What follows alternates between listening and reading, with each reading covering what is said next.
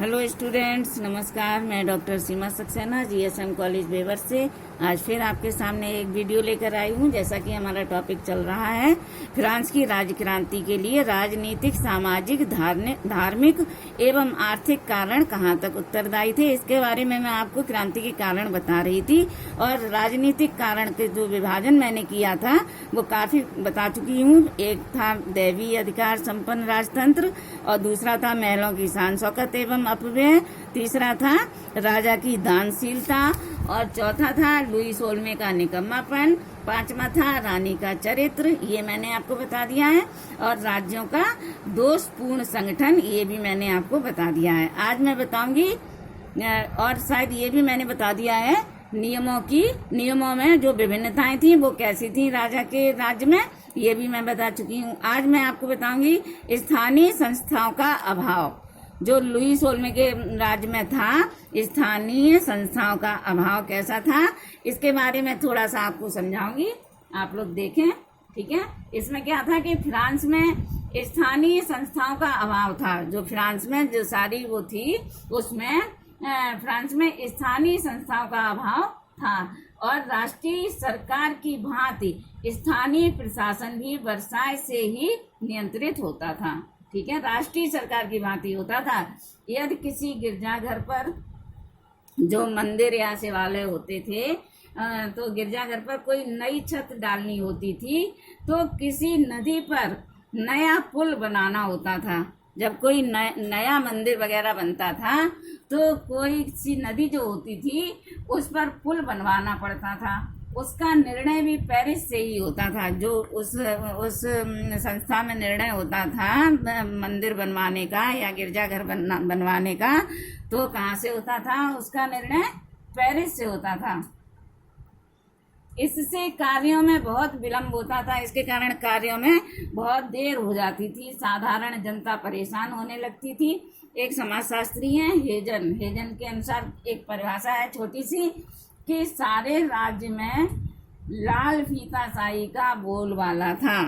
ये है लाल फीताशाही, सारे राज्य में इसका बोलबाला था। ठीक है, ये था आपका स्थानीय संस्थाओं का अभाव।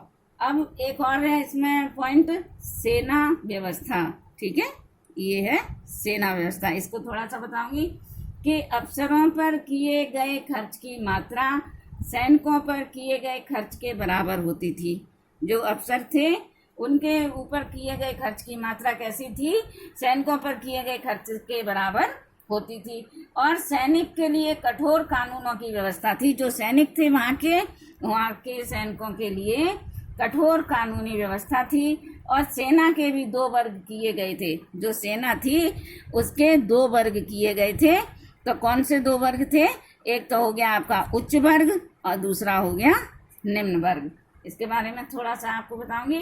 जो उच्च वर्ग था इसके बारे में थोड़ा सा बताऊंगी कि उच्च पदों पर कुलीन वर्ग के लोगों की नियुक्ति होती थी। जो उच्च वर्ग के पद थे उनमें कुलीन वर्ग के लोगों की ही नियुक्ति होती थी। और निम्न सैनिकों के लिए कोई उन्नत का मार्ग नहीं था। जो निम्न वर्ग के लोग थे, सैनिक थे, उनके लिए कोई आगे बढ़ने का मार्ग नहीं था, उन्नति का कोई मार्ग सामने नहीं था।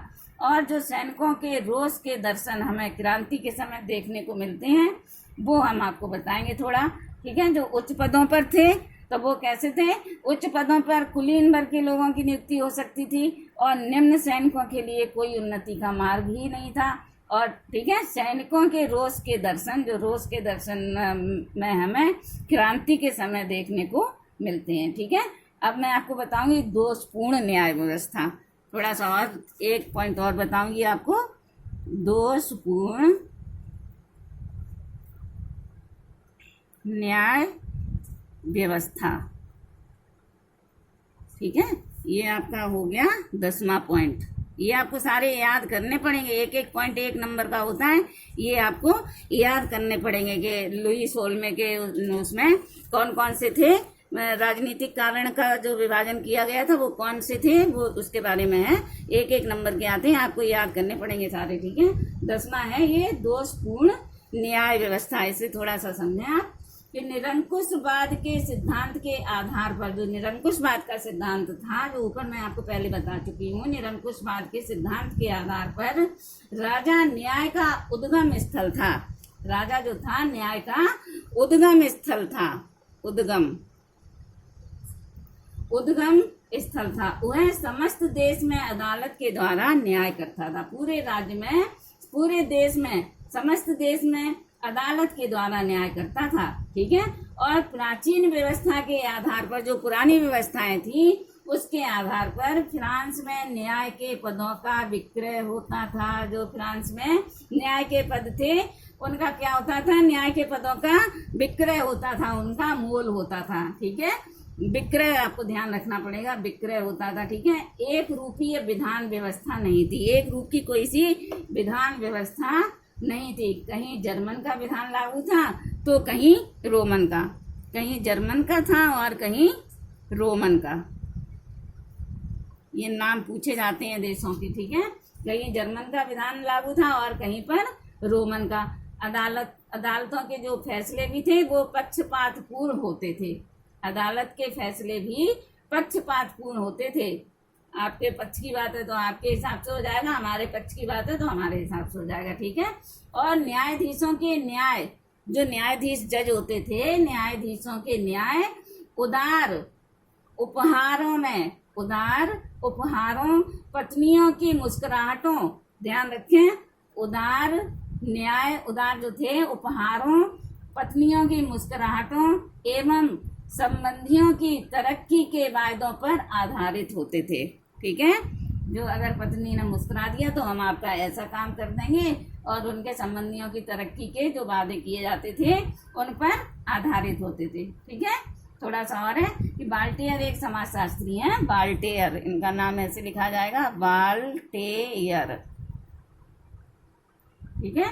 बाल्टेयर और मिराबो, इनका पूरा नाम है बाल्टेयर और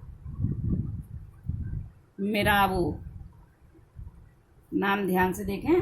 बाल्टेयर और मिराबो जैसे बुद्धिमान व्यक्तियों को ऐसी न्याय व्यवस्था के अंतर्गत दंडित होना पड़ता था। ऐसे जो बुद्धिमान लोग थे इन्हें इनकी न्याय व्यवस्था के अंतर्गत, कैसा, न्याय व्यवस्था के अंतर्गत दंडित होना पड़ता था। कैसे? जो समाजशास्त्री दो हमने एक नाम बताया है, बाल्टेयर और मिराबो जैसे जो बुद्धिमान समाजशास्त्री थे, बुद्धिमान लोग थे, उनके लिए व्यक्तियों को ऐसी न्याय व्यवस्था के अंतर्गत दंडित होना पड़ता था। ठीक है। आज मैं आपको इतना ही बताऊंगी और कल से आपको दूसरा एक टॉपिक शुरू करूंगी इसी के बारे में। इनका जो सामाजिक कारण है इसके बारे में आपको बताऊंगी। ठीक है। आज के लिए इतना ही। ओके, धन्यवाद।